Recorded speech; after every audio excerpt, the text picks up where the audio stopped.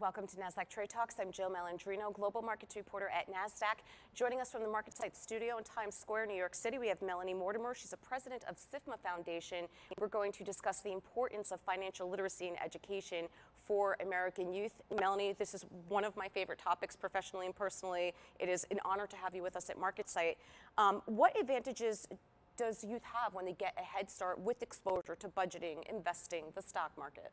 You know, we've found that over the years, when you expose young people to financial education, capital markets, and understanding of saving and investing, that it's preparing them to make great choices in life. It's giving them that fundamental understanding of how the economy works and an understanding of the choices that they're going to be facing in their financial lives. How is financial education a critical component of closing the racial wealth gap?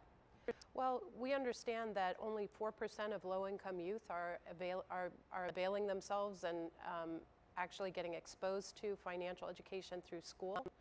And while those educational standards are being changed, fortunately for the good, we also have gaps that we have to fill. And bringing financial education to youth of all backgrounds, and in particular to under-resourced schools and schools that have a high proportion of minority youth, youth of color, is going to give us an advantage in the long term to equip them with tools for wealth building, for building generational wealth, and for being able to, again, prepare for those life choices. When's the sweet spot to start learning about financial literacy?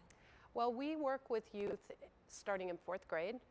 We help them understand the building blocks and fundamentals of personal finance. In school, it makes sense because that's the time they're learning about fractions, and charts and graphs become important in how they envision the mathematical world and the world of finance. Tell us about the SIFMA Foundation and the different efforts and programs that you're working on. So the SIFMA Foundation has been around since 1977.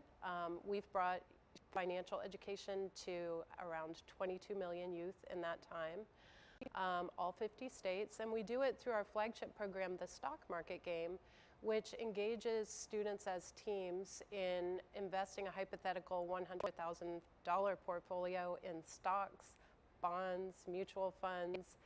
They get to do ESG investing and learn about impact of the investment choices they make.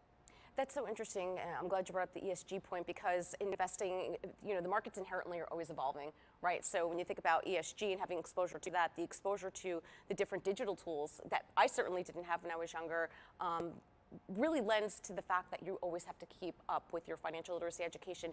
Who are some of your partners, and what are your plans for future growth? Well, we absolutely want to grow our base of students to 1 million next year, and we digitize everything. Obviously, there's a fundamentals of investing curriculum that we provide to teachers. We do teacher professional development. We equip them to be able to make it very turnkey, regardless of their background. And then the students are investing on a real-world trading platform that is digitized. Some of the partners who work with us are major firms in the financial industry: Charles Schwab, Bank of America, Wells Fargo.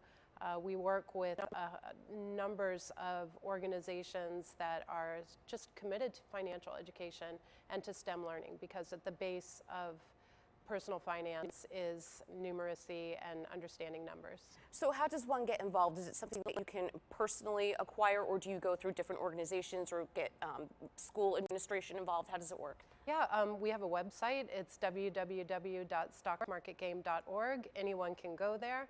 They can register to take part in the stock market game, whether you want to do it with your child or you want to do it as a club after school, or if you're a teacher, where we have everything correlated to subject matter requirements across the curriculum.